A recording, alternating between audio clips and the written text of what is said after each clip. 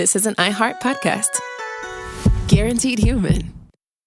Support for the show comes from Public, the investing platform for those who take it seriously. On Public, you can build a multi-asset portfolio of stocks, bonds, options, crypto, and now generated assets, which allow you to turn any idea into an investable index with AI. It all starts with your prompt. From renewable energy companies with high free cash flow to semiconductor suppliers growing revenue over 20% year over year, you can literally type any prompt and put the AI to work. It screens thousands of stocks, builds a one-of-a-kind index, and lets you backtest it against the S&P 500. Then you can invest in a few clicks. Generated assets are like ETFs with infinite possibilities, completely customizable and based on your thesis, not someone else's. Go to public.com/podcast and earn an uncapped 1% bonus when you transfer your portfolio. That's public.com/podcast. Paid for by Public Investing. Brokerage services by Open to the Public Investing Inc. Member FINRA and SIPC. Advisory services by Public Advisors LLC, SEC registered advisor. Generated assets is an interactive analysis tool. Output is for informational purposes only and is not an investment recommendation or advice. Complete disclosures available at public.com/disclosures.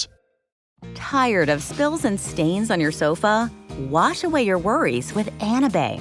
Anabay is the only machine washable sofa inside and out, where designer quality meets budget-friendly prices. That's right, sofas start at just $699. Enjoy a no-risk experience with pet-friendly, stain-resistant, and changeable slip covers made with performance fabric. Experience cloud-like comfort with high-resilience foam that's hypoallergenic and never needs fluffing. The sturdy steel frame ensures longevity, and the modular pieces can be rearranged anytime. Shop WashableSofas.com for up to 60% off site-wide, backed by a 30-day satisfaction guarantee. If you're not absolutely in love, send it back for a full refund. No return shipping or restocking fees. Every penny back. Upgrade now at WashableSofas.com. Offers are subject to change, and certain restrictions may apply.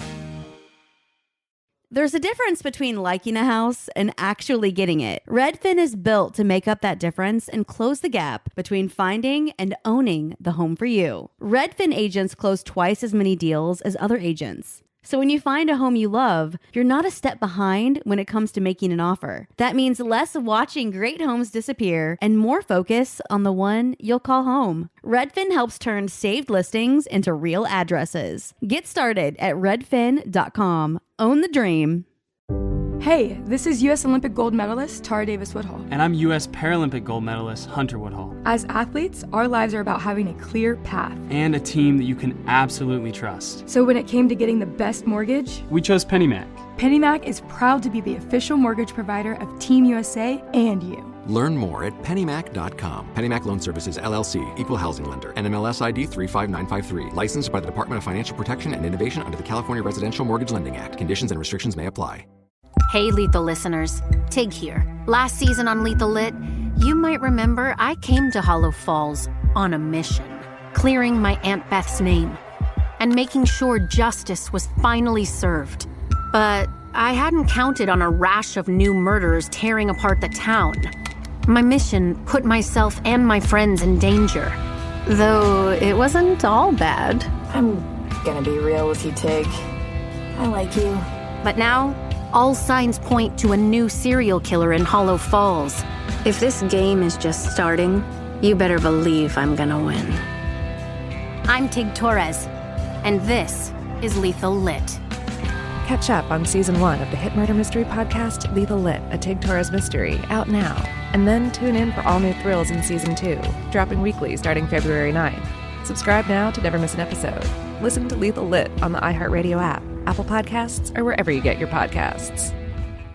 Here's to the great American settlers, the millions of you who settled for unsatisfying jobs because they pay the bills. Of course, there is something else you could do if you got something to say. Start a podcast with Spreaker from iHeart and unleash your creative freedom. Maybe even earn enough money to one day tell your old boss, "Hey, I'm no settler. I'm an explorer." Spreaker.com. Spreaker. Hustle on over today. When P.T. Barnum's Great American Museum burned to the ground in 1865, what rose from its ashes would change the world. Welcome to Grim and Mild Presents, an ongoing journey into the strange, the unusual, and the fascinating. In our inaugural season, we'll give you a backstage tour of the complex and unusual artifact that is the American Sideshow.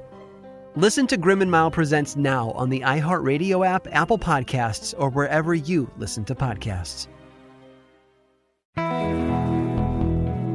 Chapter 3. Sasha. The drone gun rotated on its axis and brought a new, slightly different chunk of cityscape into view. The world was a dull gray-green color through the lens of the weapon's camera. Once again, there were no humans in sight. That was the norm, but Sasha still logged in for her scheduled gun time every day. Her parents would have been mortified if they'd known how she was spending her few hours of free time. But she had a good VPN, or at least it was good enough to hide her activity from her non-tech-savvy elders. She doubted they'd ever suspect her of something like this. Sasha was a good student. Her grades guaranteed her admission to the American University in D.C. At one point, she'd had a shot at being her high school's valedictorian, and maybe of gaining admission to Stanford.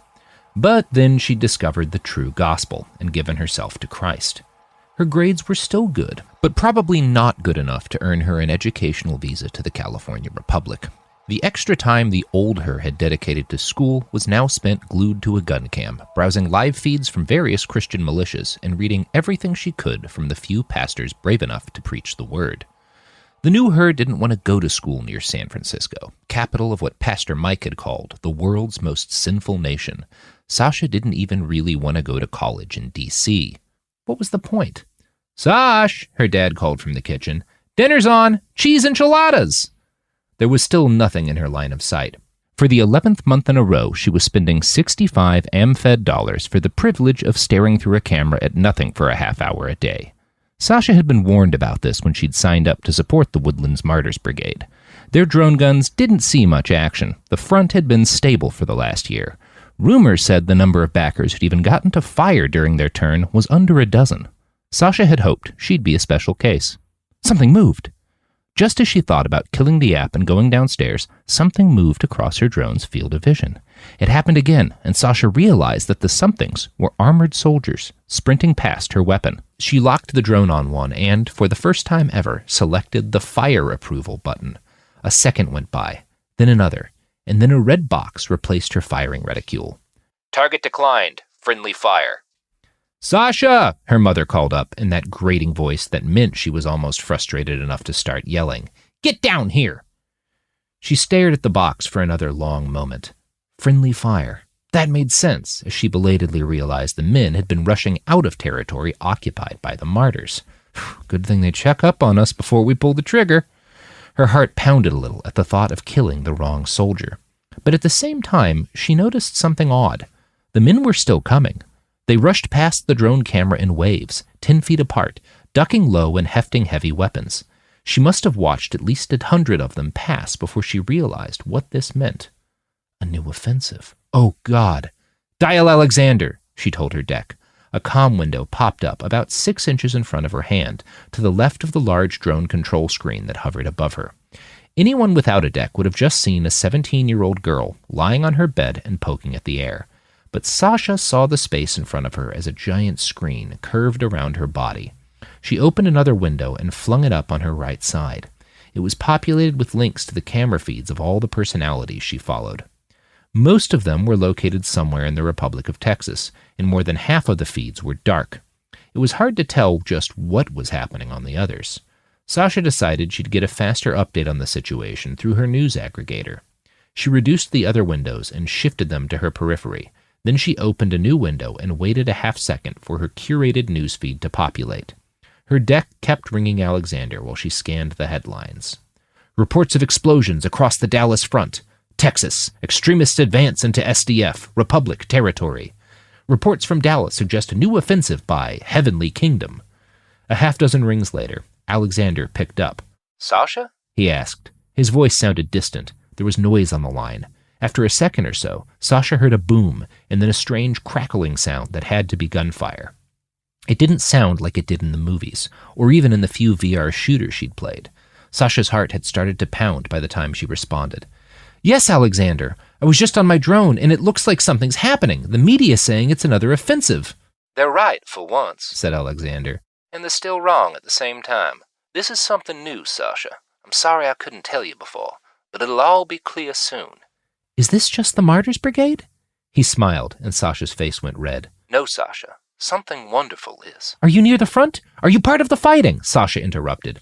She'd never have done that normally, but she could hear what sounded like gunfire over his line, and Sasha was scared. I'm with the second wave, he said. The tracks are moving us into position now. I'll probably have to... Whatever else he'd been about to say was cut short as all of Sasha's deck apps closed at once. Her digital world was replaced by a red box that read, Parental lockdown! Come to dinner, Sasha. Mom! She screamed down the stairs as her eyes welled up with tears at the unfairness of it all. Alexander, the man she was pretty sure she loved, was going into battle for the first time. He was fighting right now to reestablish the rule of God on earth. I should have read him a poem or said something beautiful and stirring, something about how my love for him was as everlasting as God's own love. It should have been a powerful moment, but her heretic whore of a mother had ruined it for enchiladas. Sasha stormed downstairs, ripe with fury but unable to vent it. Her parents couldn't know she'd been giving money to a militant group. They wouldn't have to drop in on her talking to Alexander to know what she had planned. 6 kids from her high school had already left for the Republic of Texas to fight in one militia or another. It was a problem across the American Federation, but here, in Virginia, parents were particularly wary. The border of the United Christian States was just an hour's drive from her front door. Rat lines in the UCS brought thousands of young volunteers yearly from the heart of corporate America to the various militia groups that battled across Texas. Sasha Marion, what did we interrupt that was so important you had to yell? I was praying, Mother. It wasn't really a lie. Pastor Mike had said that every deed done in support of the heavenly kingdom was an act of prayer. Gwendolyn Marion frowned back at her daughter. She was a stern woman, with a broad Germanic face and dirty blonde hair pulled back into a severe bun. Faint crow's feet trickled out from her eyes, but those were from choice rather than time's formerly inevitable march. Gwendolyn was the chief of surgery at Annapolis General Hospital. She'd been taking Juven treatment since she was 20. She'd only decided to let the crow's feet through once Sasha had turned 17. You can pray as much as you want, honey, but right now it's dinner time, and this is something we do as a family. Sasha thought Juven was unnatural, heretical. God had created each human to age a certain way. Using science to disrupt that natural process was an act of blasphemy. She yearned to say something cutting, hurtful in response, but she fought it down. You don't have to obey your father and mother if they try to keep you out of the kingdom of heaven. Words from one of Pastor Mike's weekly casts rang in her ears. But the Lord God still calls on us to respect our parents. He'd added that well-behaved kids were the ones who caused the least suspicion and had the best chance of successful escape. Yes, ma'am, was all she said as the family settled into their chairs. Her brother Ian was just 5 and unusually quiet for his age. He smiled at her as their father doled him out an enchilada. Sash, who's Alexander? He asked, and Sasha felt the blood run out of her face. Their father, Tony, smiled wryly at the remark as he spooned a proportionally larger serving onto his own plate. Alexander, huh? Maybe this means another boyfriend. It's been what, 4 years? Tony had opted for fewer cosmetic Juven treatments than his wife. Sasha loved her father's receding hairline, his slight jowls, his graying hair. He was still a heretic, but at least he wasn't a vain one. He's not my boyfriend, Dad, just a boy I talk with sometimes. We pray together. Gwendolyn rolled her eyes a little. Such an exciting adolescence you're having, she said. Sarcasm swelled every word.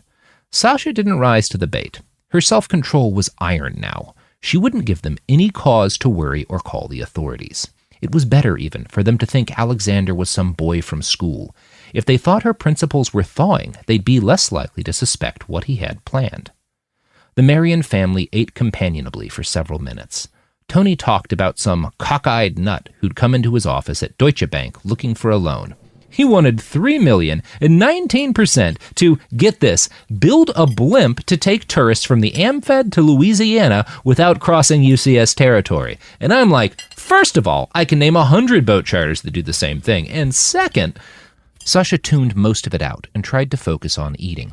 But knowing Alexander was out there, facing death for his faith, killed any appetite she otherwise might have had.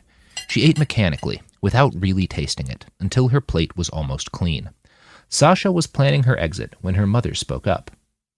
By the way, the school called today and said you still haven't been by to get sized for your graduation robes. They need at least 48 hours to print them out. You're running out of time. "Sorry, Mom," she said. "I know that's important. I've just had a lot on my mind lately. The FSTs were last week." Sasha had gotten very good at telling her parents what they needed to hear without actually lying.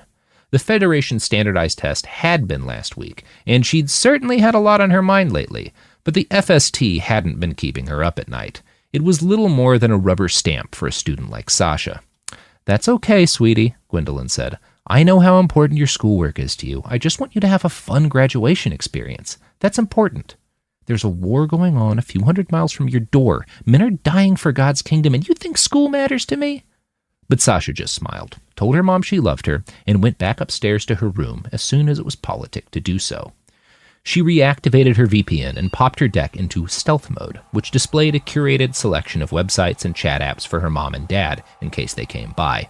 She drew a new private window about 2 feet in front of her face and split it in half between a face comm with Alexander and a news feed full of her favorite militia press offices. Her jaw dropped. Voice of the Prophet's main headline was, "Republic of Texas forces clash with martyrs." "Judgment Day is here," she read in a social media post from one of her favorite sources in the area, a 20-something mechanic who lived on the fringe of the Republic and supported the Heavenly Kingdom. He'd posted a picture of the governor's mansion in Plano. It was burnt around several of the windows and riddled with holes. Gone was the Republic's flag, replaced by a white banner with a burning black cross in the center. Sasha sent out another call request to Alexander and switched over to Al Jazeera's feed to learn more. It galled her to use a news source run by Muslims, but she'd learned from experience that Al Jazeera had the best reporters on the ground in the Republic. They'd negotiated coverage deals with several of the militia groups, including Alexander's. The first thing she noticed was that their last article had gone up over an hour ago, but the titles of the 4 most recent articles painted a vivid picture. Republic Capitol in Galveston burning, military coup? Republic media feeds go dark, SDF under attack in Dallas. Pastor Mike Donegan announces new offensive for Heavenly Kingdom. How could there possibly be a new offensive against the secular forces in Dallas? The Richardson line had been locked in a stalemate for the last year. Alexander had told her often how outnumbered and outgunned the martyrs of the Heavenly Kingdom were. "We're holding our own, but only by the grace of God," was his usual refrain. The idea of them advancing again on the SDF seemed impossible. "Nothing is impossible with God," she could almost hear Alexander's voice echo in her mind's ear. She glanced over at his chat screen, but it was still just showed the standard dialing symbol. Frustrated, Sasha brought up her militia newsfeed. This was one of her most cherished possessions. It had taken months for her to sort out the most influential Christian militias in the area, find their official spokesfeeds, and cross-index them based on which groups agreed with the strict neo-Calvinist doctrine she, Alexander, and Pastor Mike all knew to be the one true word of God. And for the first time since she'd started the feed, each and every militia she followed had posted the exact same message. "The first battle of Armageddon has begun." Sasha was confused for a minute. She'd done her homework. She knew the final battle of the end times was supposed to occur at Mount Megiddo in Israel. But she thought back to Pastor Mike's.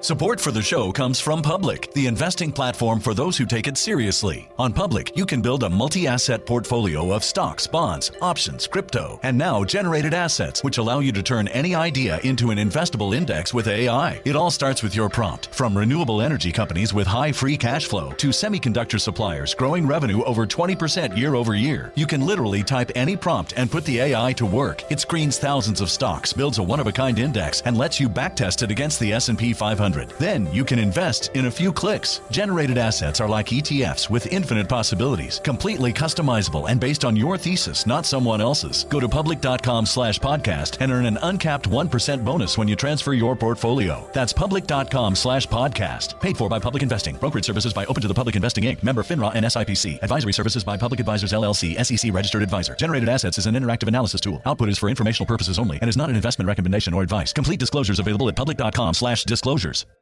Kids, pets, life, your sofa sees it all. But with a washable sofa, stains don't stand a chance. All of our sofa collections come with fully machine washable covers and cushions, making cleanup effortless. Liquid and stain-resistant fabrics provide extra protection against everyday messes. Plus, with modular designs, you can rearrange your sofa however you like. Perfect for growing families and changing spaces. Starting at just $699, it's time to upgrade to a stress-free, mess-proof sofa. Visit WashableSofas.com today and save. Offers are subject to change and certain restrictions may apply. Hey, this is U.S. Olympic gold medalist Tara Davis Woodhull. And I'm U.S. Paralympic gold medalist Hunter Woodhull. As athletes, our lives are about having a clear path. And a team that you can absolutely trust. So when it came to getting the best mortgage, we chose PennyMac.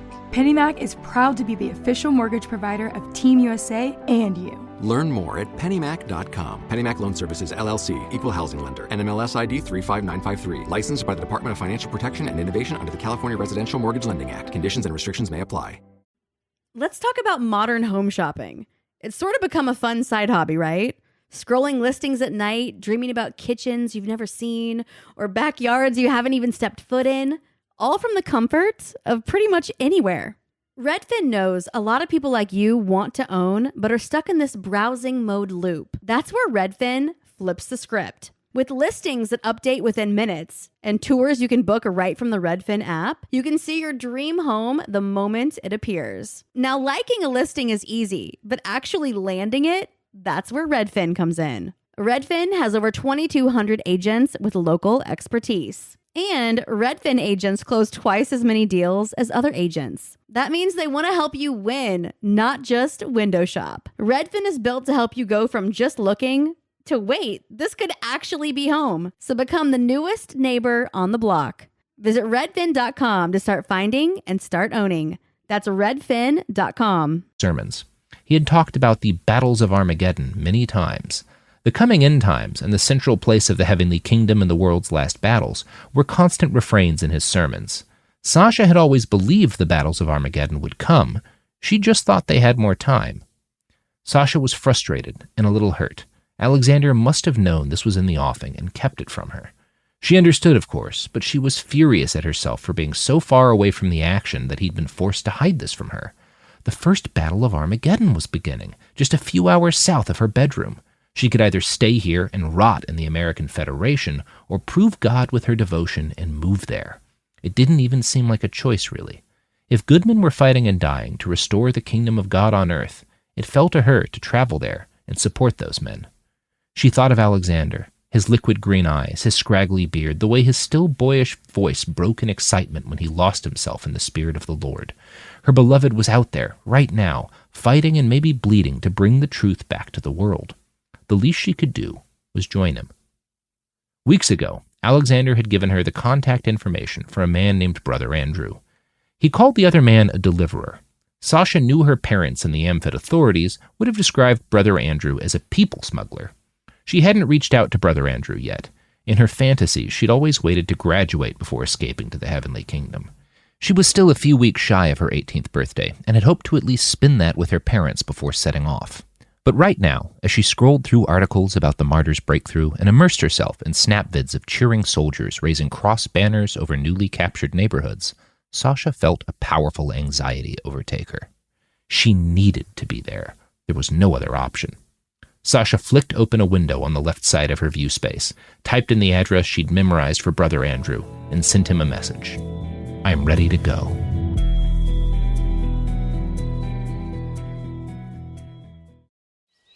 What grows in the forest? Trees? Sure. Know what else grows in the forest? Our imagination, our sense of wonder, and our family bonds grow too. Because when we disconnect from this and connect with this, we reconnect with each other. The forest is closer than you think. Find a forest near you and start exploring at discovertheforest.org. Brought to you by the United States Forest Service and the Ad Council. The art world, it is essentially a money laundering business. The best fakes are still hanging on people's walls. You know, they don't even know or suspect that they're fakes. I'm Alec Baldwin, and this is a podcast about deception, greed, and forgery in the art world. You knew the painting was fake. Listen to Art Fraud starting February 1st on the iHeartRadio app, Apple Podcasts, or wherever you get your podcasts.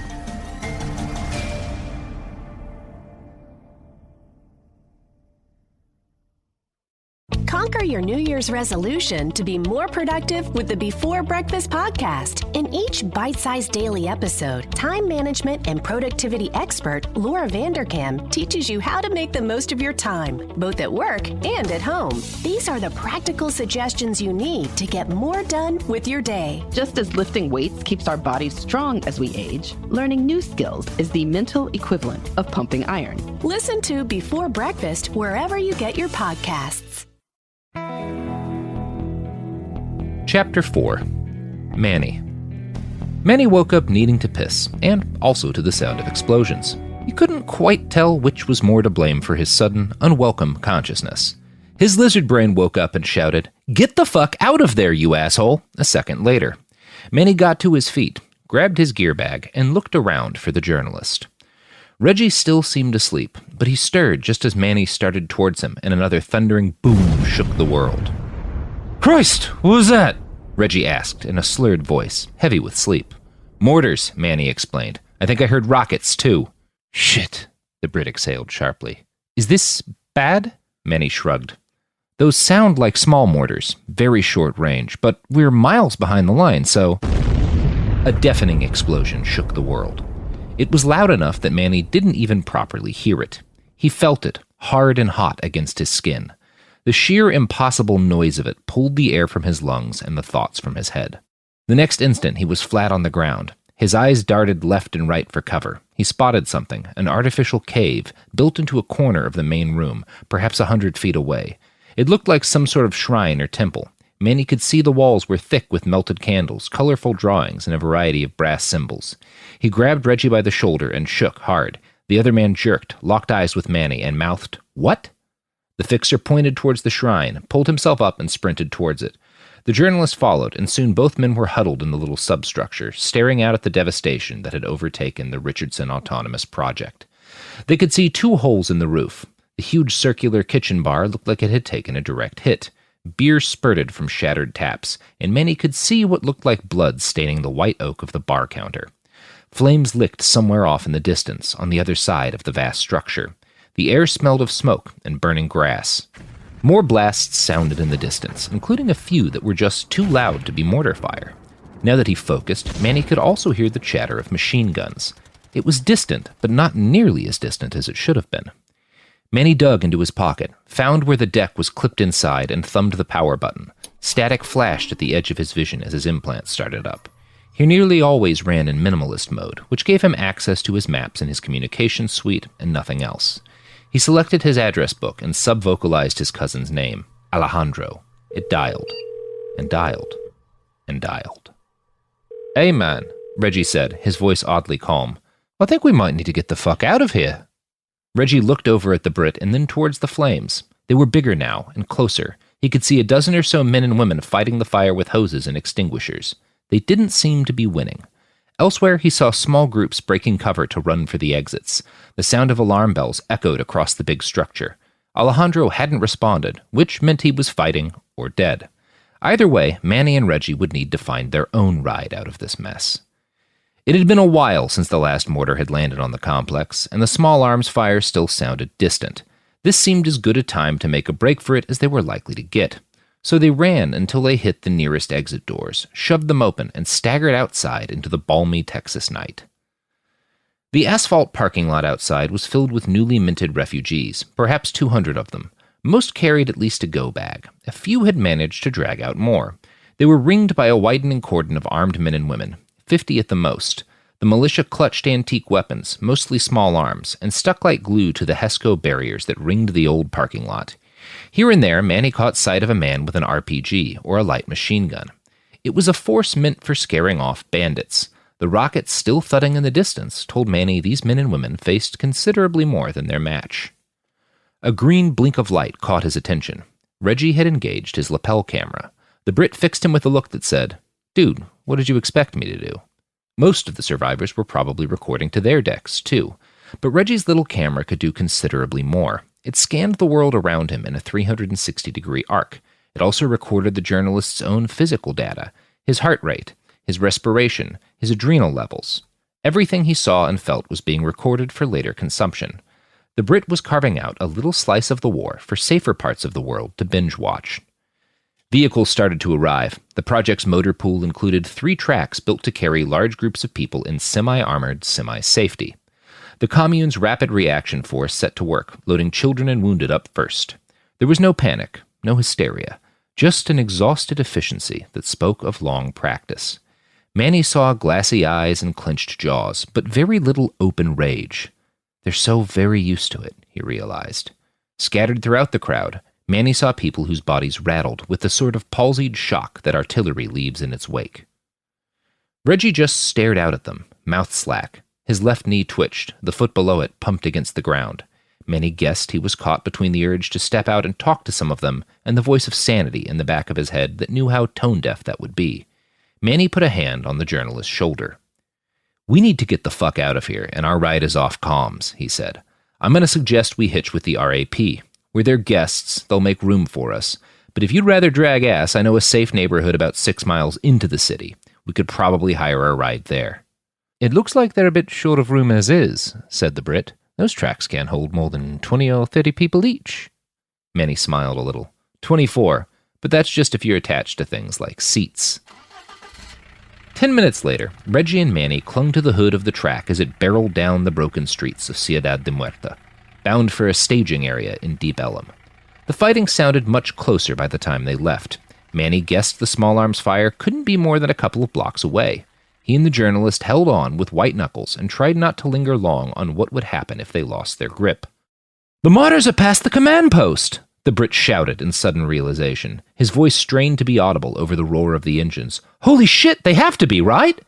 Manny thought about the geography for a moment. It was possible that the martyrs had only broken through in a few chunks of the line, but that would mean Deshawn and the others were alive and surrounded or fleeing.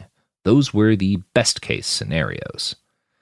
"I think we might be fucked," Manny said, stunned by the realization. For the last year, Major Clark had been his most reliable source in the SDF. That post had seemed immovable, impregnable for its significance in his little chunk of the world. The track slowed to a stop. Parked facing them were 2 smaller, armored SDF tracks with swiveling cannons on their roofs. Soldiers scurried around them. They pulled sections of thin, frosted gray still glass barricades off the vehicles and started setting them up to form a new defensive line. Manny watched 2 militia women wrestle with a large olive-green case covered in boxy Cyrillic script. They pried it open, and Manny saw a huge metal tube and what looked like a lot of antique optical equipment. It was probably an old wire-guided missile launcher, something that had been antique before the revolution. He'd never seen the SDF use anything that old. They had drones half this size that carried even more firepower. Had them yesterday, at least, he thought. The track slowed to a cautious stop and honked. Manny glanced back at the driver. She had her hands in the air in a universal, "please don't shoot us" gesture. 2 of the soldiers peeled off from their efforts and approached, weapons in hand but not aimed. The driver opened her door and shouted something down at them. One of the men responded and gestured vaguely downtown. Manny couldn't make out exactly what was being said, but the driver's face contorted in a fury that was impossible to miss. "Something's fucked," Manny said to the journalist. "I think we're about to lose our ride. Look." He pointed to the makeshift barricade and the dozen or so soldiers who filtered past it and towards the track. The driver yelled, and one of the other passengers near the front started to shout. The soldier's face remained impassive, but he put a hand on his sidearm and repeated a command Manny didn't even need to hear. A few seconds later, a soldier with a megaphone arrived and addressed Manny, Reggie, and the new refugees. "Citizens, your vehicle has been requisitioned for medical use by the SDF. Please dismount in an orderly fashion. Injured and pregnant individuals may stay aboard." The man repeated the order, this time in Spanish. Reggie's jaw clenched. Manny could see fear in his eyes, but the other man just nodded and started to climb down off the track. Manny did the same. Not all of the track's passengers were as compliant. There was a lot of shouting and even a few shoving matches between the militiamen and the passengers. But in the end, the SDF got their way. Manny gathered fairly quickly that they planned to send the civilians a mile or so back, to a holding area behind the new line. That was the last fucking place in the world he wanted to be. So he approached the officer who'd been arguing with their driver. The man had no rank insignia on his uniform, but that wasn't unusual for militia. His fatigues were old U.S. Army issue. His armband identified him as part of the Citizens Front. Manny found that odd. Most of the militia at this barricade were with Raza Front, or the PPA. This much intermixing wasn't normal. It pointed to a lot of casualties among the SDF. Disculpe, senor, Manny started. Chico, no ahora mismo. I don't have time to debate. No, senor. My cousin Alejandro is with Citizens Front, 9th Battalion. He was our ride. We were taking this journalist. Manny jerked his head towards Reggie, who stood a few feet back. And we got caught up in the attack. The officer nodded, then grunted. Manny studied his face for a moment. The man was middle-aged, with a weak chin and enough extra meat on his bones to suggest this was his first frontline duty in a while. His eyes were bloodshot, his hands clenched. His attitude softened a bit at Alejandro's name. Alejandro Hernandez? Yeah.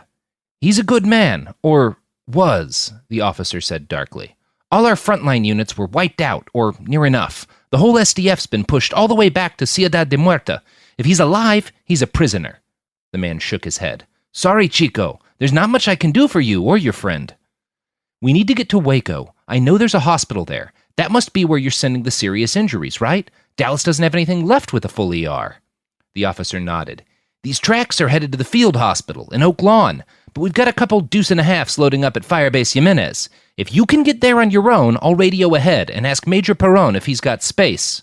I know Perron, Manny almost shouted. I went to school with his nephew, Hector. He couldn't stop himself from wincing as he said, If you'd give him my name, that might help. The other man's eye cocked up in a, really, motherfucker? Look. But then the soldier asked, And your name is? Manny Sanchez. He nodded. Good luck then, Manny.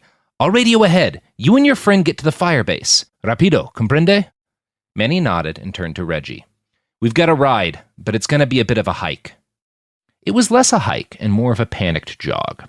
The streets around them were filled with dozens of people carrying their possessions in bags and rusted old shopping carts.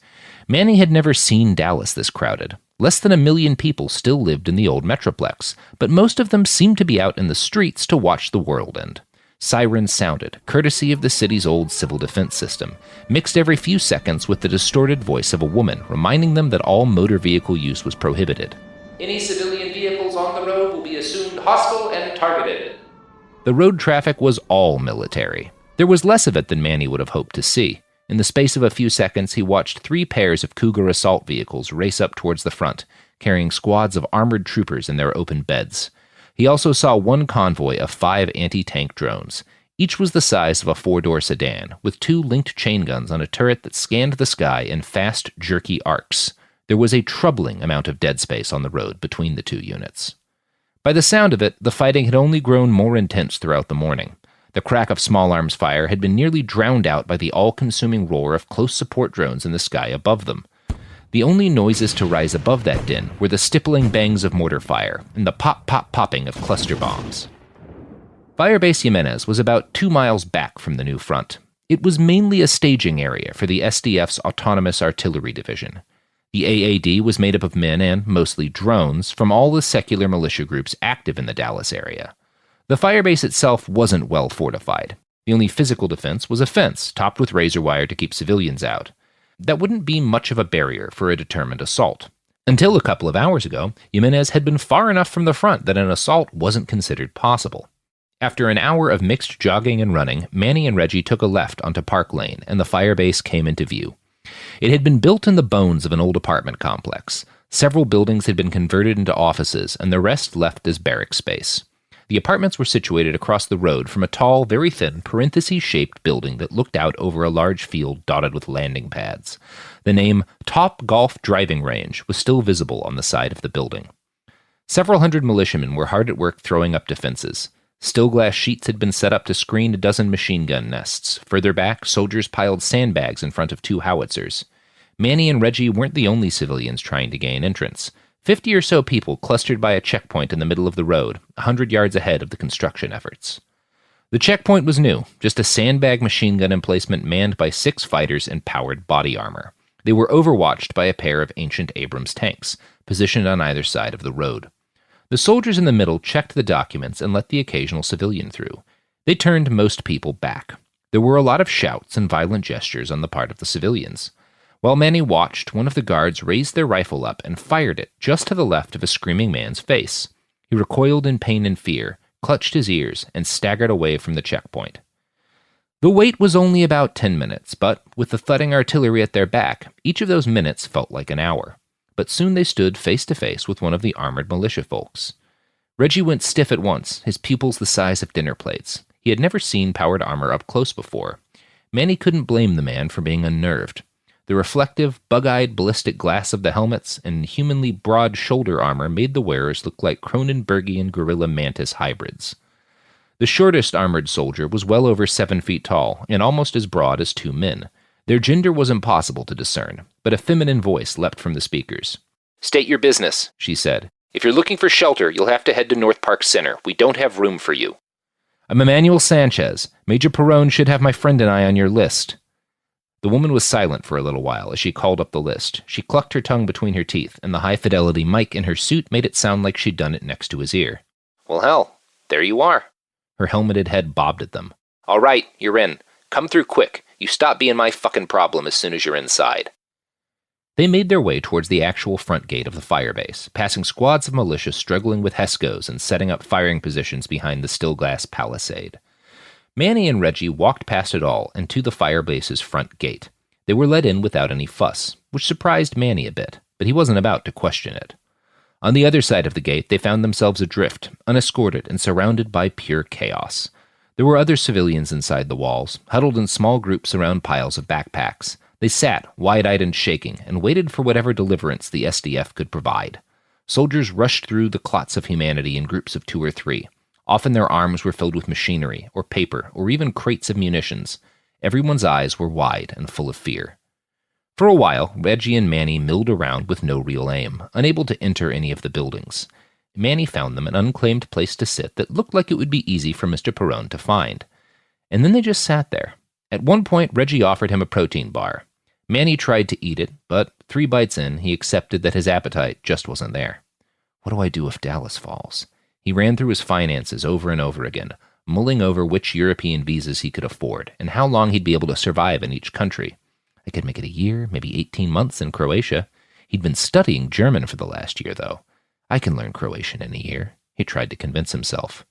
He also tried to ignore what he'd be leaving behind if he hopped the next flight from Austin to the EU. He didn't want to think about Oscar's wife and child, how they'd get by without their dad's income. He didn't want to think about his own father or the rest of his family and how they'd fare if Austin fell. You can only afford to take care of you here, Manny. It was 2 hours before Major Perron found them. The older man's skin was a deep, sun-charred brown that seemed at odds with his narrow face and thin wire glasses. He had the look of a high school history teacher who'd been transplanted into a war zone. There was something drawn and strained in his expression that spoke of deep exhaustion.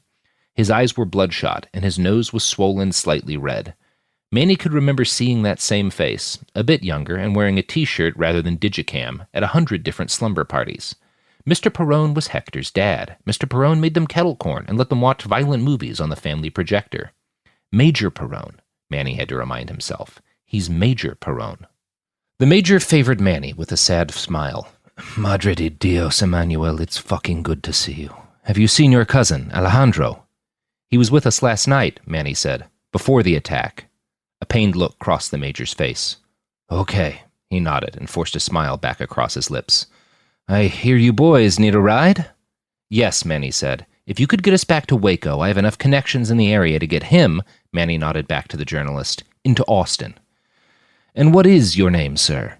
Major Perron asked the journalist as he extended his hand. Reggie, the Brit responded. Thank you so much for helping us. I'm afraid there's not much I can do right now. The situation is still very fluid. We've set a new defensive line running from the Lakewood Crater to Love Field. With any luck, the Martyrs have spent the bulk of their strength and will hold them there. And if not? Reggie asked. Mr. Perron laughed and scratched his head. Well, if the line breaks, then I'd guess our collective pooch is screwed. We'll begin the evacuation if it gets much worse, but right now we're still waiting for convoys of wounded to get back through the lines. He gestured out at the considerable amount of fenced-off open space in the firebase. This whole place is about to be a big open-air hospital. He gave Reggie a severe look.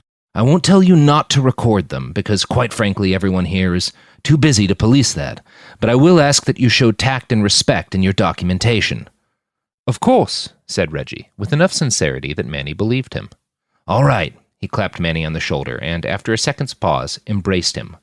Hold on out here for a while. I'll try to send some food in a little bit.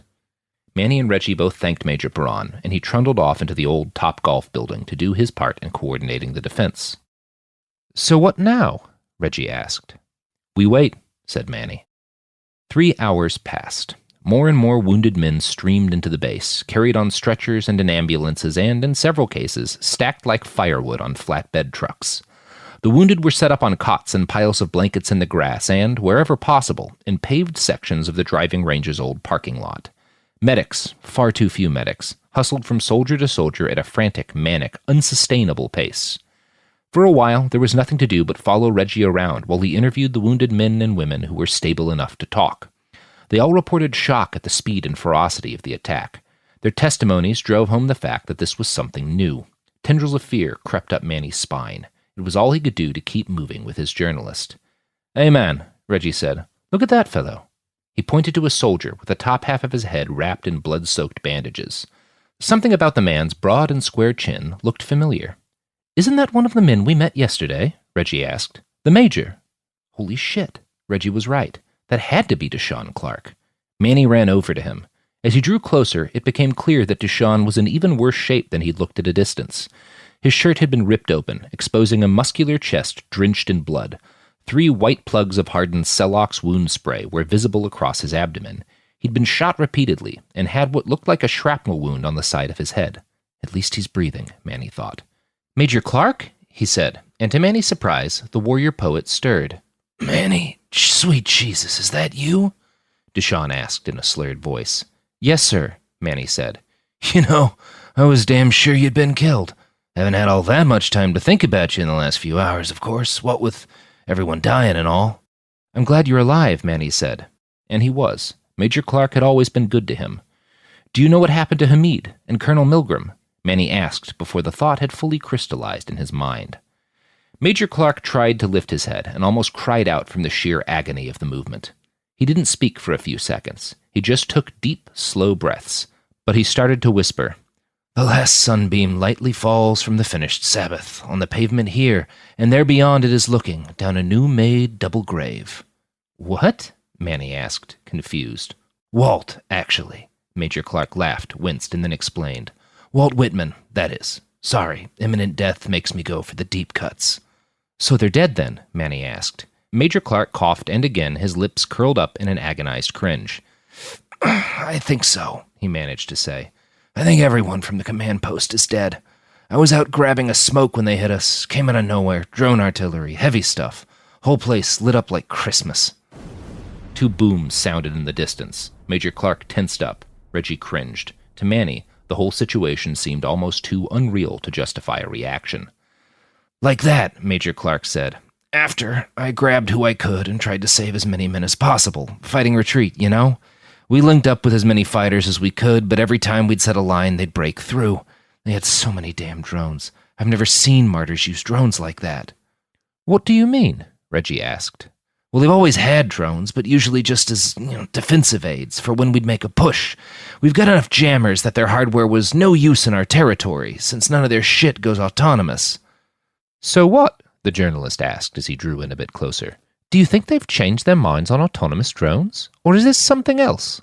Major Clark rolled his head just a little. It seemed to be the only gesture he could make without hurting himself.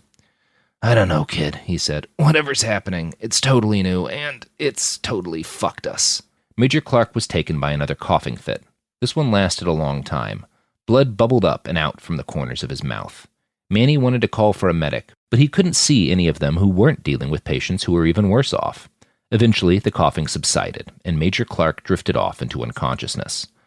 They sat with him until the night fell, and Mr. Perron finally came to get them. He looked exhausted, and somehow broken. His skin was sallow, and so pale it was almost yellow. His uniform was soaked with old sweat stains, and he had 2 lit cigarettes in his mouth when he found Manny and Reggie.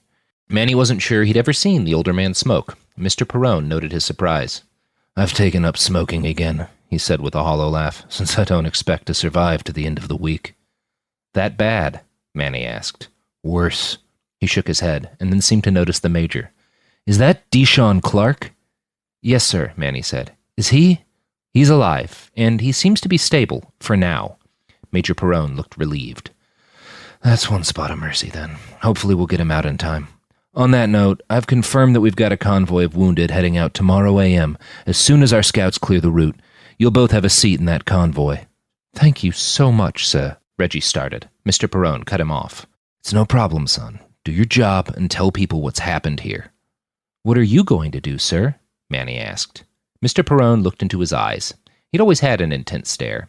His edge had been evident even when he'd been driving the boys to soccer practice or taking them out for pizza. Now his eyes bored into Manny's heart so deeply that the fixer finally understood what that phrase meant. I'm going to die here, Emmanuel, he said. I'm going to die here like your cousin Alejandro died here because it's the only thing I can do that might protect our home. Manny felt an intense urge to look away, to cast his eyes down. But he didn't. He held Mr. Perrone's gaze and braced himself for what came next. What about you? Mr. Perrone asked. What will you do if they reach Austin? Wait, is that on the bloody table? Reggie interrupted. Mr. Perrone paused for a moment and considered his words. I don't know, he said. No one does, but the martyrs just broke through at Lakewood.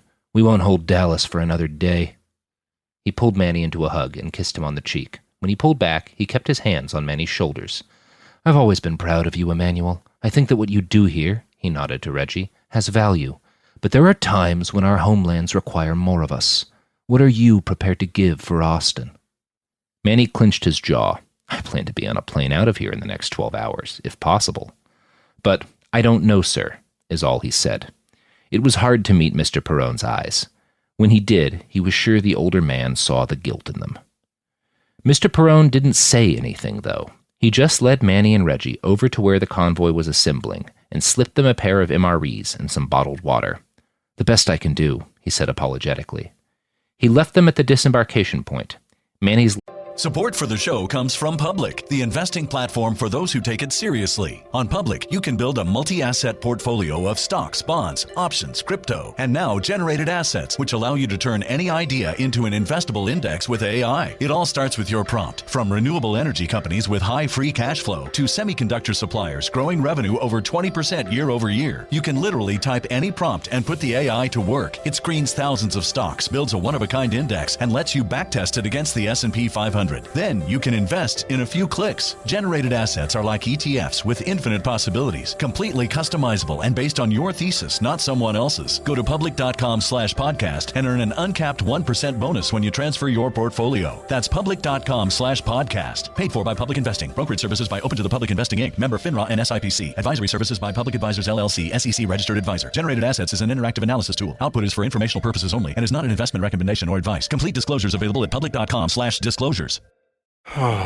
Sink into affordable luxury. Anabay is the only machine washable sofa, inside and out. With stain-resistant slip covers and a cloud-like frame duvet, everything goes right in the wash. Plus, the modular design lets you change the look of your space anytime. Visit WashableSofas.com to upgrade your home. Shop up to 60% off site-wide, with sofas starting at just $699 and a 30-day money-back guarantee. Shop now at WashableSofas.com. Offers are subject to change, and certain restrictions may apply.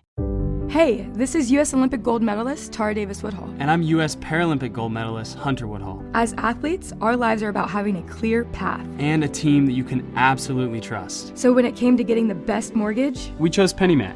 PennyMac is proud to be the official mortgage provider of Team USA and you. Learn more at pennymac.com. PennyMac Loan Services, LLC, Equal Housing Lender, NMLS ID 35953. Licensed by the Department of Financial Protection and Innovation under the California Residential Mortgage Lending Act. Conditions and restrictions may apply. Let's talk about modern home shopping. It's sort of become a fun side hobby, right? Scrolling listings at night, dreaming about kitchens you've never seen, or backyards you haven't even stepped foot in, all from the comfort of pretty much anywhere.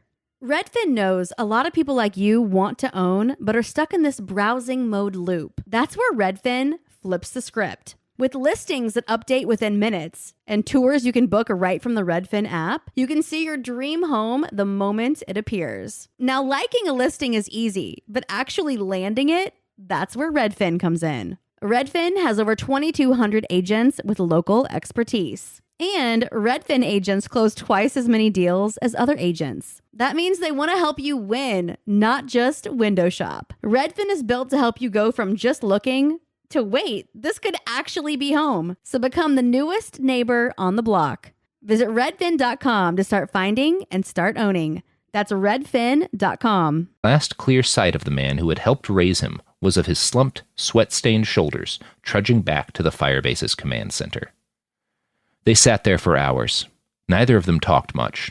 One by one, the wounded men were loaded carefully into the assortment of old half-tracks, buses, and trailers that made up the convoy.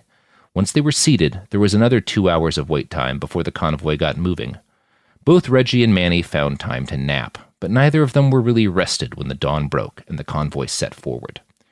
By the time the ramshackle assortment of trucks and broken soldiers started on its way to Waco, the sound of mortar fire was so constant it had almost become white noise. The small arms fire wasn't as loud, but it was also clearly much closer than it had been when they'd arrived at Firebase Jimenez. As the convoy rolled out onto the old access road that led eventually to Waco, a flight of drones roared past them and towards the new front line. "Those aren't SDF drones, are they?" Reggie asked, without actually looking at Manny. His gaze was focused on the two medics in the back of the truck as they moved from soldier to soldier. "No," Manny confirmed. "Those are Austin Civil Defense Forces." The Brit whistled through his teeth. "So, you think this means the SDF ran through their drones?" "Could be," is all Manny said. The track and its escort lumbered through the cracked remnants of the old highway system. The accumulated hangers-on, civilian vehicles piled high with refugees as they rolled along. The civilians stayed back, leery of the convoy's guns, but trusting in its presence for protection. By the time the convoy finally left the Dallas sprawl, their tails stretched back to the horizon line. Manny had seen similar sights before, when his parents had fled the DFW area for Austin's relative safety. Here and there, on and in the cars behind them, he saw small figures that had to be children. Kids like he'd been, fleeing the same city he'd had to flee, for the same basic reason. Manny's standout memory from that time wasn't the terror of seeing a mortar land for the first time, or anything about their flight out of the city at all. It was from the next day, at their first refugee camp, when he saw his father in line for their daily ration of food. A journalist had passed by, taking the sort of pictures Reggie's lapel camera now snapped mindlessly. Manny's dad had been crying, ashamed that he'd needed charity, and even more ashamed to have fled the family home. More than anything about that time, Manny remembered how his father had hidden his face from the photographer. The gesture had told Manny more about their new status in the world than anything an adult had actually said. Behind him now were cars full of mothers and fathers and children who were about to have their own searing experiences. Manny hated how familiar this felt to him. He hated that, for Reggie, it counted as the adventure of a lifetime. Manny looked at the journalist, at the awe and innocent excitement in his eyes, and tried to imagine Reggie's life back home. None of the individual pieces of that life would be new to Manny. His world also had bars and parties and apartment leases and term papers. The thing he couldn't imagine was the sense of security, living life without the constant threat of war. He'd been so close to securing that life for himself, if they'd only waited 6 months. But they hadn't, and now Manny had a choice to make: stand and fight, or run with what he had and hope for the best. Manny leaned back, as much as his precarious seat allowed, and stared out at the burning city that had once been Dallas. "Goddamn," he muttered to himself. "I gotta get the fuck out of Texas."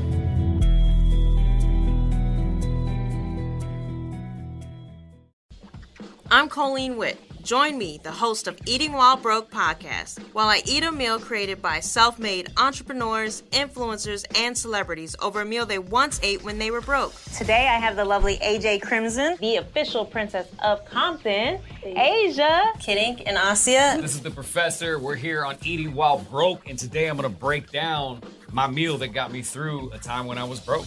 Listen to Eating While Broke on the iHeartRadio app, on Apple Podcasts, or wherever you get your podcasts. Adoption of teens from foster care is a topic not enough people know about, and we're here to change that. I'm April Dinwiddie, host of the new podcast, Navigating Adoption, presented by Adopt US Kids. Each episode brings you compelling real-life adoption stories told by the families that live them with commentary from experts. Visit adoptuskids.org/podcast or subscribe to Navigating Adoption, presented by Adopt US Kids. Brought to you by the U.S. Department of Health and Human Services Administration for Children and Families and the Ad Council. Hello, Hello and welcome to our show. I'm Zoe Deschanel, and I'm so excited to be joined by my friends and castmates, Hannah Simone and Lamorne Morris, to recap our hit television series, New Girl. Join us every Monday on the Welcome to Our Show podcast, where we'll share behind-the-scenes stories of your favorite New Girl episodes, reveal the truth behind the legendary game True American, and discuss how the show got made with the writers, guest stars, and directors who made the show so special. Fans have been begging us to do a New Girl recap for years, and we finally made a podcast where we answer all your burning questions like, is there really a bear in every episode of New Girl? Plus, each week you'll hear hilarious stories like this. At the end, when he says you got some Schmidt on your face, I feel like I pitched that joke. I believe that. I feel like I did. I'm not 1,000%. I want to say that was, I tossed that one out. Listen to the Welcome to Our Show podcast on the iHeartRadio app, Apple Podcasts, or wherever you get your podcasts. Chapter 5. Roland. 20 years ago, Camelback Mountain had towered over a wealthy suburb of Phoenix, Arizona. Then had come the Civil War. Power, food, and water shortages made the city's 130-degree summers insufferable for all but the hardiest or most chromed. Millions fled for less vicious climates, or simply died from exposure and starvation. Now Phoenix was a looted, crumbling ghost, but Camelback Mountain still hosted a version of human civilization. Cameltoe was a city of roughly 5,000. The name had started because the settlement's founders, homeless teens, thought it was funny. A few hundred orphaned or abandoned kids had settled in the McMansions clustered around the mountain's western edge and foothills. They'd scrounged grow lamps and engines and weaponry, and today the denizens of the Toe had the strongest city-state between California and the Kingdom of Albuquerque. Roland was their guardian. Mind you, they'd never asked him to guard them. The polis had been doing quite well, thank you very much, when he'd shown up and built his shack in the middle of their only park. A delegation of armed Toans had showed up to politely evict Roland, and he'd been forced to carve off their foreskins as a show of dominance. They'd sent a single negotiator next and worked out a thoroughly beneficial arrangement. Roland would aid in the city's defense in exchange for his now-departed shack and, twice a year, all the narcotics he could carry home from their harvest. It was an arrangement Roland had enjoyed. He was frustrated that Jim's men had forced him to destroy his beloved hovel. But it was hard for him to be angry all the same. The sun was out now, and it was early enough that the day's heat had yet to set in. The great red desert and the carcass of Phoenix stretched out around them, and, to Roland's eyes, it was all beautiful. Once Jim had called the fight, a pair of boxy, armored helitransports had flown in another squad of his men. They'd assembled a brunch spread, complete with a table and 2 wicker chairs. Roland hoped his old friend was doing this to show off and not planning an actual meal. The acid twisted Roland's guts into knots and effectively killed his appetite. He was still high enough that the familiar boulders around his home seemed to flex and wobble like great mounds of red jelly. Jim's face, however, was rock solid. Roland focused on it while the rest of the world blurred. A towel came into his hands, and he realized a moment later that Jim had handed it to him. Roland wiped the crusted gore from around his shoulder, where the tiny robots in his blood had finished reattaching his arm. It was a messy process that involved a lot of shuffling bad blood out of the skin and sludgy red globs. The globs looked a bit like the boulders, now that he thought about it. Jim's mercs were over by one of the aircraft, getting worked over by a medical team that must have been waiting in the wings this whole time. The acrylic stink of fear wafted off them from 30 feet away. Once the table was up and the spread was set, Roland and Jim sat down to watch the last rays of sunrise turn into boring old daylight. A lackey handed them both steaming mugs of coffee. Roland took his black and Turkish, so thick it was almost pudding. Most humans made it too weak for his taste, but this cup was perfect. He sipped deeply, and the warbly acid lines straightened and grew just a little bit thicker. "Took forever to teach 'em how to make it right," Jim said. "Having human orderlies is a bit of a trial. I think there's something about us that breaks their brains just a bit." Jim sipped his coffee and added, "I got a theory about that, by the way." Roland let out a harsh, flimmy exhalation that meant, "I don't care." Jim continued all the same, sipping his coffee and then launching into a spiel. "My theory is that Homo sapiens just aren't built to acknowledge a higher form of life, not one that's flesh and blood and staring them in the face demanding service. I think deep in the human brain there's the race memory of running up against Neanderthals. They were bigger and stronger and faster than humans, but they, still wiped the Neanderthals out. I think humans look at us the same way their ancestors looked at Neanderthals." Roland grunted, because that was easier than talking, and because he really wasn't listening. His eyes were focused on the shimmering surface of the coffee. Sober, his brain kept his thermal vision on a different mental track from his color and infrared vision. But while he was tripping, they all just sort of blended together into one multi-tone mass of information. So he stared, enthralled, as red heat bled off into the white air around them. The math of it all was rendered as a beautiful swatch of colors, some of which weren't even visible to human eyes. Roland lost himself for a moment. "If you were any other man, I'd prick you with a soba stick right now," Jim said, clearly irked. "It's been a long time since someone's ignored me." "Not ignoring," Roland managed to say. The words came out wet and mushy. He'd taken a round to the lung, apparently, and the repair efforts played hell on his throat. His eyes were still locked on the psychedelic sprawl of color lifting off from his coffee. He had to force himself to take another sip. The mild stimulant surge helped him break off his perseveration, and he met Jim's still weirdly solid gaze. "Sorry, this coffee's more interesting than your bullshit," Roland explained. "Blame the acid." Jim laughed. The snake tattoos on his torso curled and corkscrewed in simulated excitement. "You know," he said, "there's a new movement in the post-human community. Started up in Idaho, one of the intentional communes. They take a pretty strong anti-narcotic policy. Apparently, it distracts us from the important work we should be doing." "Fuck that," Roland said, and spat on the ground for emphasis. "I don't disagree," Jim nodded, and produced an enormous and very phallic blunt. He lit it, pulled deep, and passed it over. Roland took a long drag and eased into a slump as the THC did its slow work. "So, Jim," Roland said, after a few more passes, once the acid and weed had time to push his brain into a hazy new equilibrium, "why are you here?" Jim gave an eloquent shrug, popped the blunt out of his mouth, and stared at the curling smoke. Roland stared too. In his eyes, it was wreathed in a chartreuse-black halo of heat that seemed to almost vibrate near the cherried tip. "To catch up," Jim said, "and to offer you a job." "Job?" Roland snorted. "I need not your filthy lucre. Look at this wealth that surrounds me." He made a broad gesture that encompassed the remains of his hovel. "What could you possibly offer?" "Well," Jim said, "for starters, I can replace your hot plate. I think Bigsby broke it with his body." "So I'll steal another one," Roland said. "What do you really have?" "I'm going to guess a few million won't pique your interest." Roland blew a fat, wet raspberry. "I don't even care what currency you're talking about. What good'll money do me?" "Not even Cascadian script, eh?" Jim asked with a grin. Cascadia? Roland had heard the name, of course. Last he remembered, the Pacific Northwest's premier independence movement had been agitating to secede from the Coastal Pact. Is that a thing now?" "As of 6 years ago," Jim said. He took a deep pull on the blunt, handed it back to Roland, and exhaled a thick white cloud as he spoke. "And they just finished their own civil war, so the value's skyrocketing. You really don't get out much these days, do you?"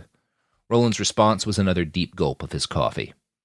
"Anyway," Jim continued, "I know you don't care for cash, but there is something I think you might want, and I can buy it back for you, if you'll help me out." "Wait, buy it back? Buy what back?"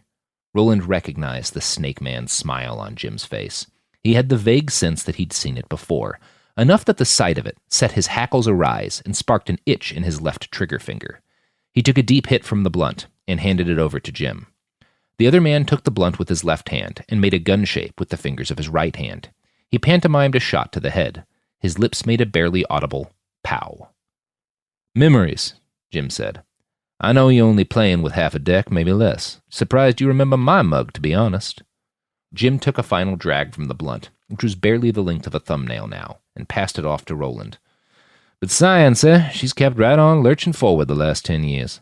There's a neuro team up at MIT. They reckon they've made a breakthrough. Alzheimer's research, initially. But they think they've figured out how to straight-up recover memories from damaged brain tissue. Their tech has reversed a lot of injuries the old science said was permanent." Roland felt a painful tugging sensation in his chest. He thought back to the woman from his dreams, with the Damascene teeth. He saw her every few weeks, trapped in some foggy memory or another. Her name felt like it was always on the tip of his tongue. He didn't know what she'd meant to him, but the thought of her twisted his heart into knots. It was maddening, not even knowing what she'd been to him, or he to her. Roland frowned, turned his head, and locked eyes with Jim.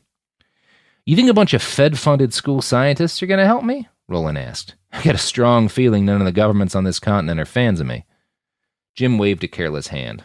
Less the issue, he said. Those Am-Fed motherfuckers are pragmatists. I've been in and out of the Northeast 6 times just this year.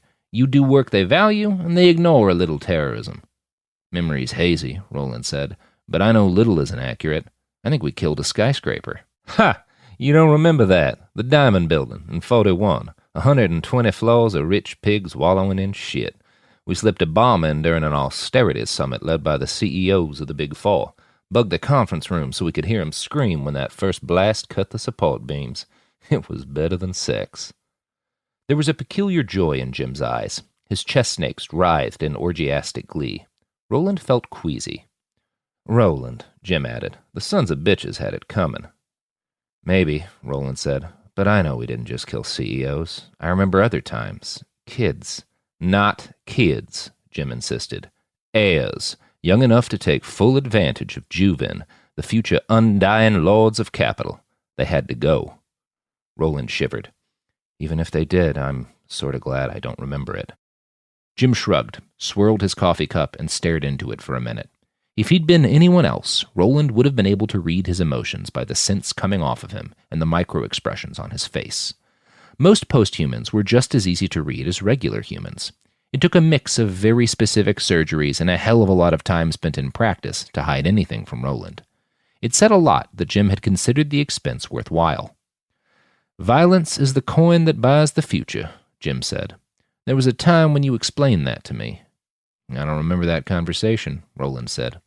But it's been years since I've taken a life. Yeah, a couple of foreskins, one guy's hand, sure. Sometimes a point needs making. I haven't killed anyone in a long time, though. That's why all the folks you sent to my door are still alive, and I mean to stay on the wagon. Killing's not wanted on this mission, Jim assured him. Just property destruction. I need 2 or 3 days of your unrivaled shit-up-fucking expertise. Roland flicked a suspicious eyebrow at his old friend. Property, he asked. Jim nodded. A couple of guys might need crippling along the way, but no killing. So what's this gig? Roland was interested now, in spite of himself. Sabotage. Jim's lips curled up in a feral grin. Over the last few months, we've noticed a substantial buildup among the radical Christian militias in North and Central Texas. We? Roland asked. My own organization and the Am-Fed Central Intelligence Agency. Roland couldn't help but laugh. I remember enough of the old days to appreciate the irony of you working with the CIA. Jim's head cocked just a little to the left. He grimaced. Roland wasn't sure, but he thought his friend might be a little embarrassed and defensive. Anyone who lives long enough becomes a hypocrite, Jim said with a shrug. I'd hoped to hold out longer, but their satellite coverage is fucking phenomenal. I'll send you the intel. He made a flicking gesture towards Roland with his right index finger, and then frowned in annoyance. You might be the last dark brain on this continent, you know that? Roland wasn't sure why he'd disconnected himself from the internet. It seemed to annoy other people, but he rather enjoyed it. His hindbrain had absorbed petabytes of data before he'd severed the link, so he never found himself needing to consult a wiki to remember the equations behind the Coriolis effect, or a bullet's trajectory. He could have walked from Canada to Venezuela without encountering a plant or animal his distributed mechanical brain couldn't name. The only downside to his situation was that he couldn't keep up with politics or bleeding-edge military technology.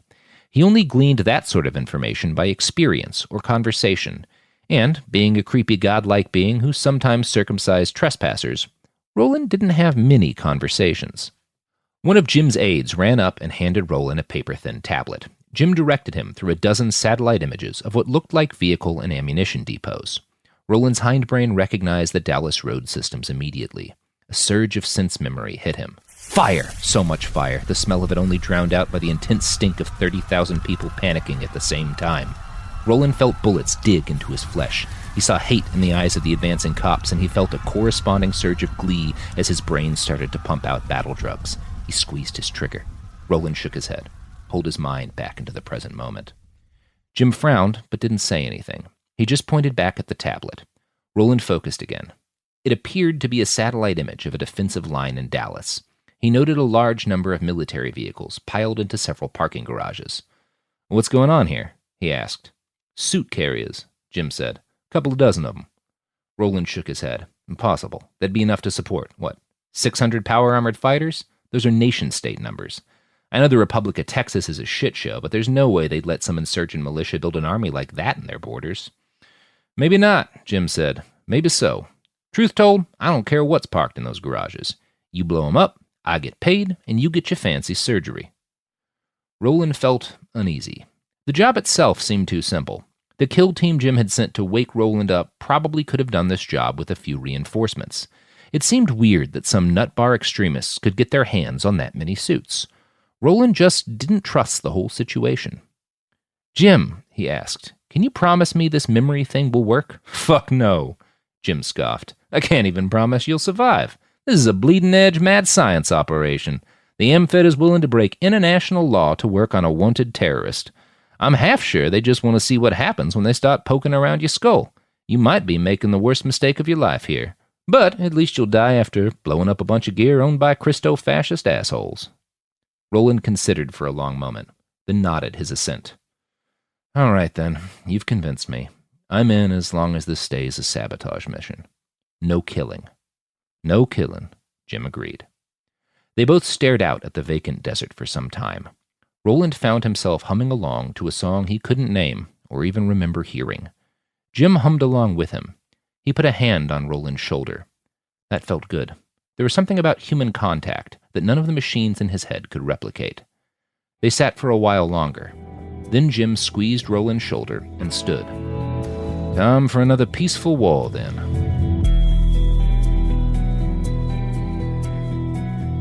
Hey everybody, Robert Evans here. I hope you just enjoyed the chapter you listened to. I hope you enjoy the chapters to come.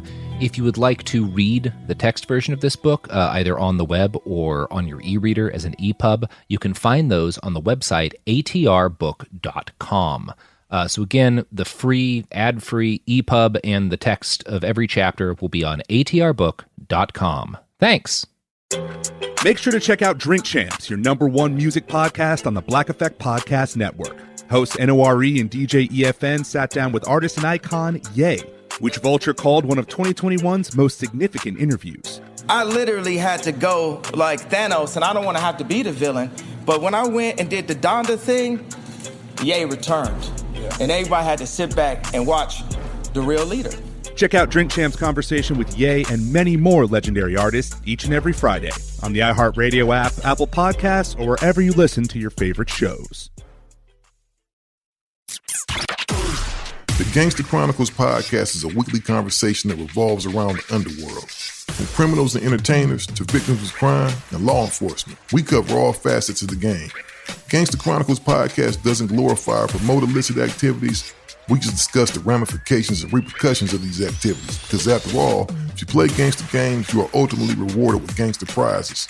iHeartRadio is #1 for podcasts, but don't take our word for it. Find the Gangster Chronicles podcast on the iHeartRadio app or wherever you get your podcasts.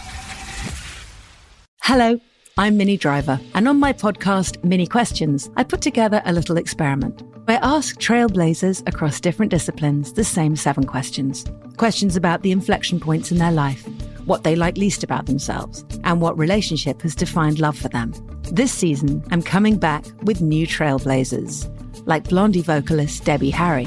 I did have a revelation. It was at CBGB's, as a matter of fact. I was waiting for the audience to give it to me, give it me. Then I realized that I had to make them. I had to command them. Artist and creative juggernaut Goldie. And I walk up to the mountain, I hike up. Just being in that environment and seeing life and death in front of you, right in front of you. And I go up there and scream and cry and laugh, and I find that being the happiest. And many more. Join me as we continue this exploration on Season 2 of Mini Questions on the iHeartRadio app, Apple Podcasts, or wherever you get your favorite podcasts.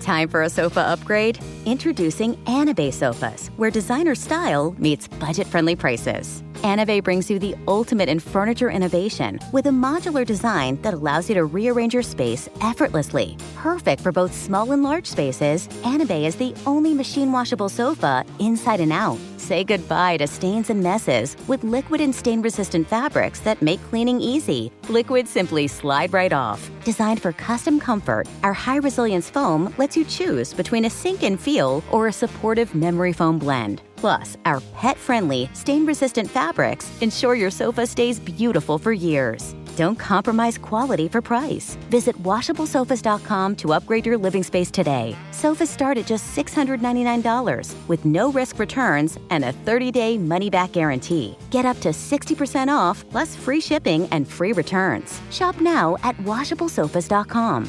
Offers are subject to change and certain restrictions may apply. In the heat of battle, your squad relies on you. Don't let them down. Unlock elite gaming tech at Lenovo.com. Dominate every match with next-level speed, seamless streaming, and performance that won't quit. Push your gameplay beyond performance with Intel Core Ultra processors for the next era of gaming. Upgrade to smooth, high-quality streaming with Intel Wi-Fi 6E and maximize game performance with enhanced overclocking. Win the tech search. Power up at Lenovo.com. Lenovo. You're listening to a podcast, so you're doing something else too, like maybe scrolling home listings on Redfin, saving places you like without thinking you'll get them, because that's what house hunting has become. But Redfin isn't built for endless browsing. It's built to help you find and own a home. Redfin agents close twice as many deals as other agents, which means when you find a place you love, you've got a real shot at getting it. Redfin helps turn saved listings into real addresses. Get started at redfin.com. Own the dream. This is Bethany Frankel from Just Be with Bethany Frankel. Most dog food is marketing, not nutrition. That is why Biggie and Smalls eat just food for dogs, real 100% human-grade food with ingredients I actually recognize. And yes, I do see the difference. Better digestion, healthier skin, more energy, dogs that feel better, my babies. If you've been on the fence about switching, stop overthinking it. What's more important than your furry babies and their health? Go to justfoodfordogs.com right now and get 50% off your first box. No code needed. Just try it. This is an iHeart podcast. Guaranteed Human.